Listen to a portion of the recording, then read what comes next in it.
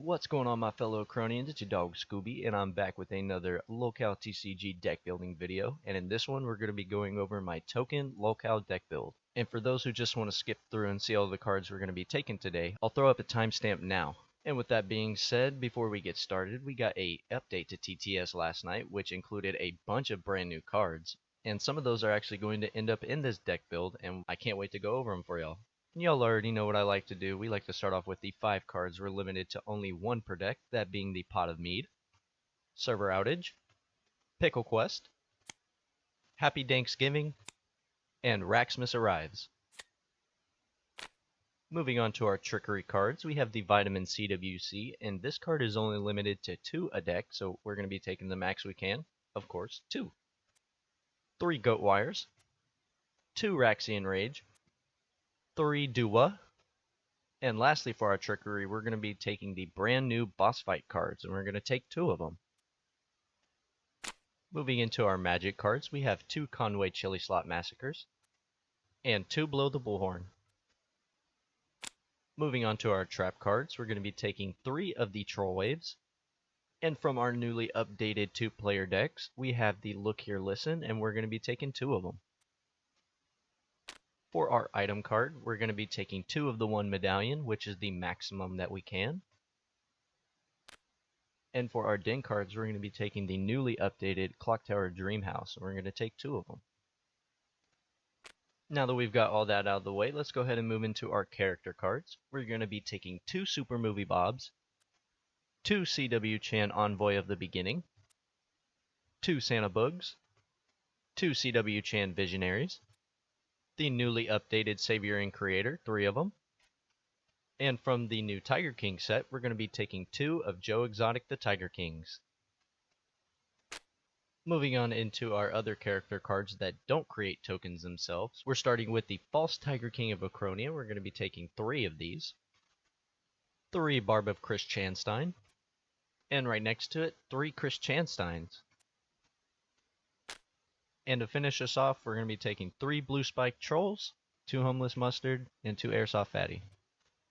And now that we have everything out on the mat, let's go ahead and go over everything. Starting with our restricted cards, we have the Pot of Mead. With this, we can draw 2 cards and then ban it. Next, we have the Server Outage. With this, we can scrap all characters on all players' fields.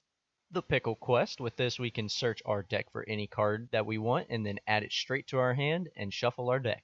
The Happy Thanksgiving. With this, we can whistle loudly and then place all LolCow type characters from our scrap pile back onto the field without paying that tape cost for each one, except for the 8 tapes that it takes for the Happy Thanksgiving itself. And lastly, for our restricted cards, we have the Raxmas Arrives. With this, we can draw 3 cards, gain 50 life points, deal 50 damage to any player, and scrap a target character that is on the field.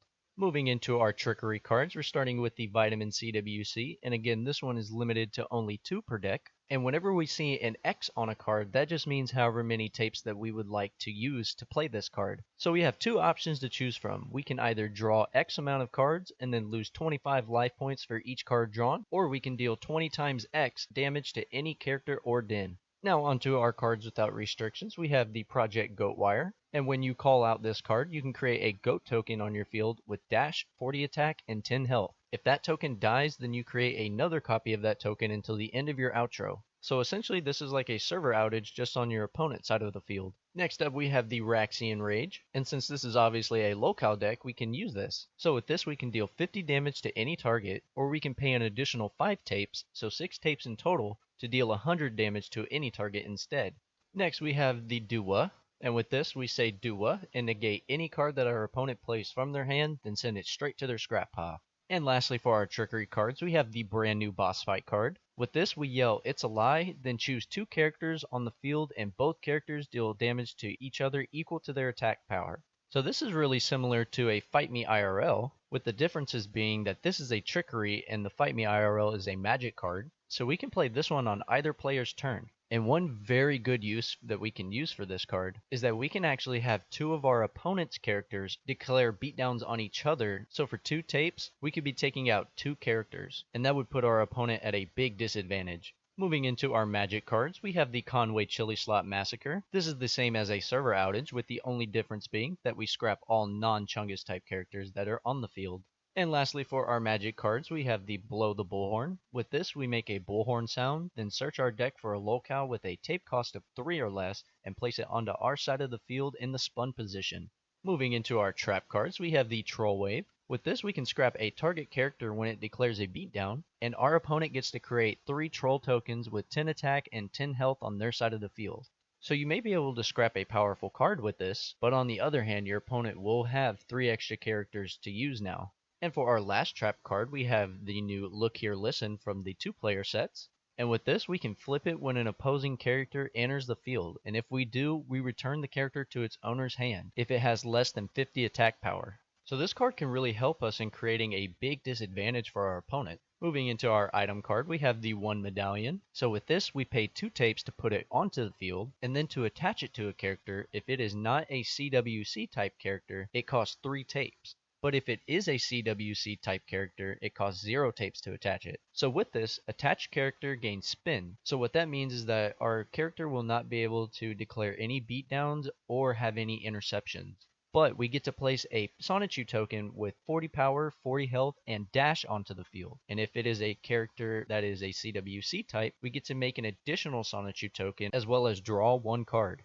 And lastly, for our den, we have the Clock Tower Dream House. So this isn't a new card, but it did get a new update with the new 2-player decks, and I'm actually very happy with this update. So with this, all characters that we control gain plus 30 health while this is on the field. And if y'all remember in the other Clock Tower Dream House, all of our LolCow type characters would get the plus 30 health. So I like that now we can use the updated one to allow all of our characters to get the buff from this. Moving into our character cards that make tokens themselves, we're starting with Super Movie Bob. This guy has Leap on him, and when he enters the field, we give our opponent 2 turtle tokens with 20 attack and 20 health. So obviously the downside is that we will be giving our opponent 2 tokens to use, but the upside with this card is that he is 60 attack with Leap on him, and that is really good. So for those puffs and stuff, we could essentially take him out in 1 hit using this guy. Next up, we have the CW Chan Envoy of the Beginning. When we play this from our hand, we create 3 Sonichu tokens with 20 attack and 20 health. And we also have a secondary ability for after this character is defeated and already in our scrap pile. We can scrap 3 Sonichu type characters and place the Envoy of the Beginning back on our side of the field from the scrap pile. Next, we got the Santa Bugs. Instead of attacking, we have the ability to spin him and say ho ho ho and make a Dizzy Elf token with 20 attack, 20 health, and dash. Now currently we don't have a Dizzy Elf token, but I'm sure that we could just use another token with 20 and 20. And one really cool thing that I like about this card is that even when it is spun, we can still intercept with this guy. Moving on to the CW Chan the Visionary, and with the ability on this card, we can scrap 2 cards from our hand, create a Sonichu token on our field with 40 attack, 40 health, and dash. So this card and the 1 medallion are the only 2 cards currently that create that 40-40 token with dash. And next we have the CW Chan Savior and Creator. With this we can ban it from our hand and pay X, and y'all already know what X means.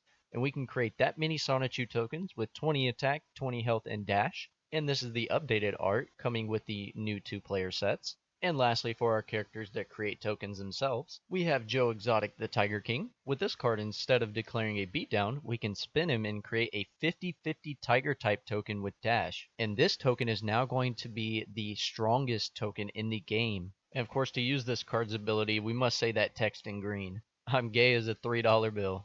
Moving into our other character cards, we have the False Tiger King of Acronia. When this declares a beatdown, we flip a coin. If it's heads, we double this character's attack power until the end of our outro. And if tails, nothing happens and you apologize to your opponent. Next up, we have Barb of Chris Chanstein, another CWC type character. We can gain 20 life whenever a CWC type enters the field. And with the way that this is worded, we're able to get those 20 life points if either ourselves or our opponent plays a CWC type character.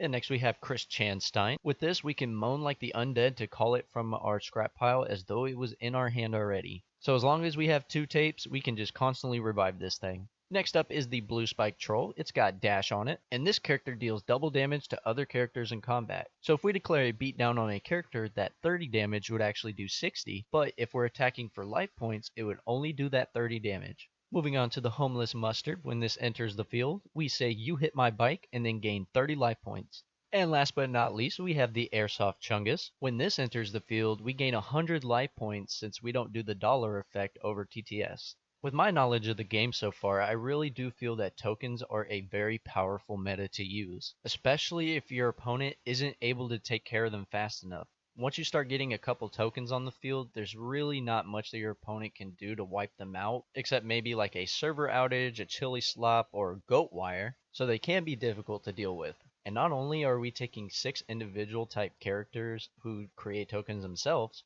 but with the one medallion, we can also attach that to any of these CWC type characters to create those Sonichu tokens as well.